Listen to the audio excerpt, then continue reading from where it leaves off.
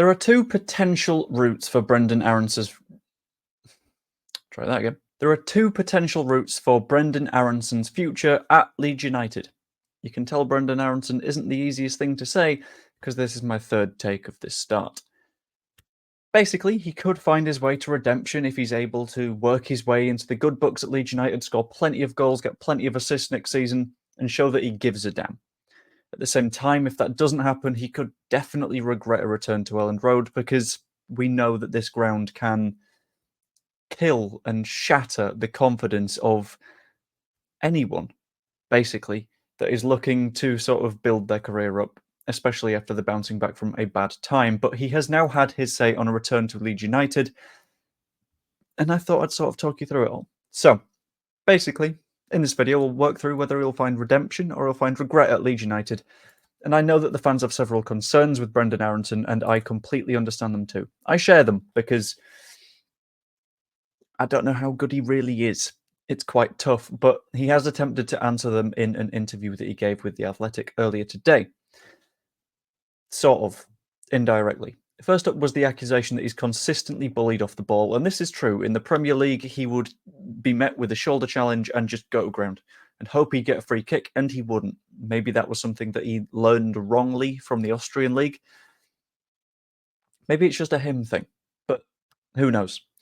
Thankfully, he addressed this and said that the biggest thing he learned this year was working on his physicality.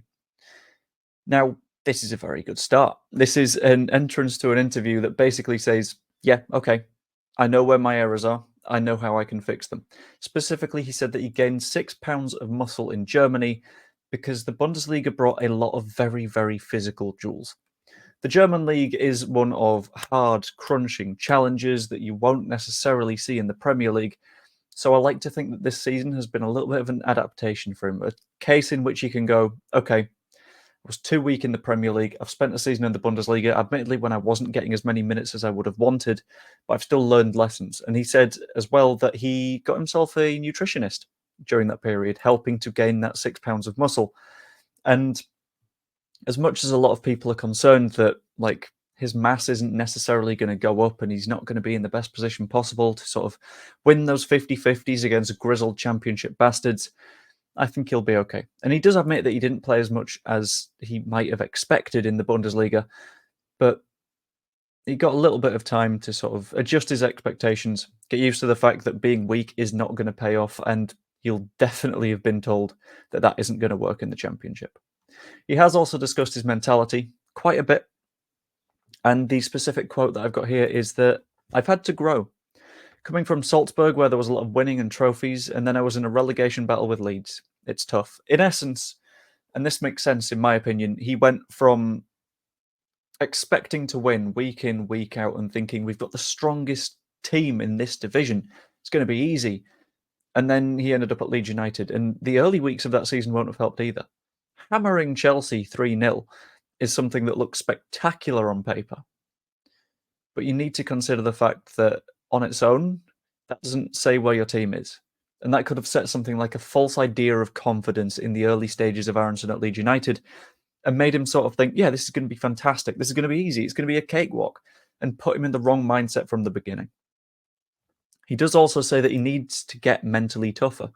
He mentioned it about this last season, and he required the mental toughness because he wasn't even getting in the 11 a lot of the time, which, understandably, would be an absolute pain for a footballer. You've grown up being one of the best in your surrounding areas at what you do, at playing football, because at school, you're going to be better than everyone around you. At the academy, if you're going to become a professional, you're going to be better than everyone around you. At Salzburg, still a very good player because Salzburg is effectively, with some extra steps, sort of like the Leipzig Academy in a way. It's feeder club-esque. But he will have had to adapt to that and learned that what he was used to doing isn't necessarily going to work now. And the fact that he's mentioned it in this interview tells me that he's at the very least aware and will be able to respond to those critiques. And that stronger mentality will be essential for the championship. It is a very, very, very long season. 46 matches of the standard season. That's already a hell of a lot.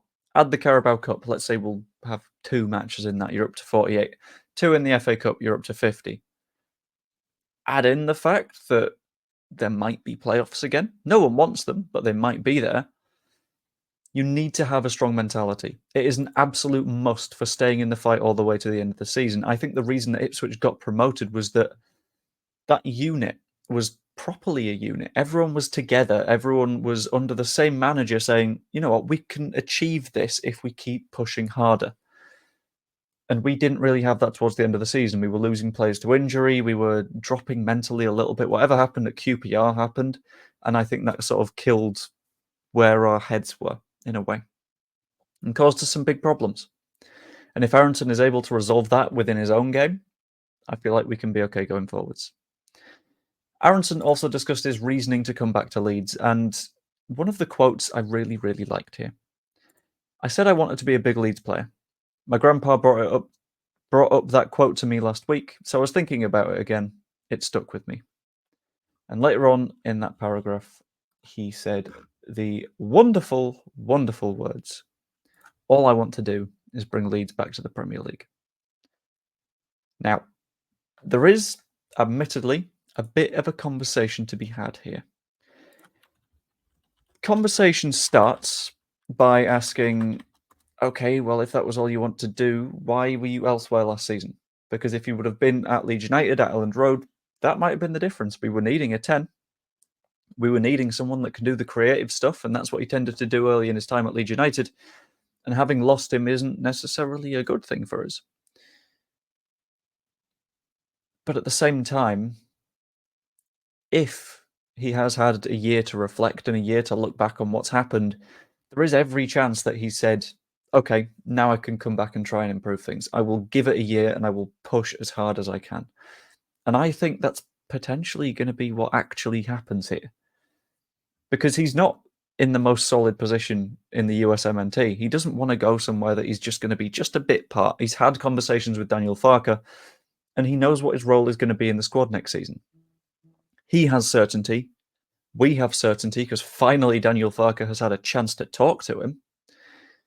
And I think that is a reasonable enough formula for him to get on at Leeds and hopefully redeem himself. At the end of the day, some people will trust him. Some people will trust what he has to say. Some people will never trust him because he was the first of the lone rats to leave.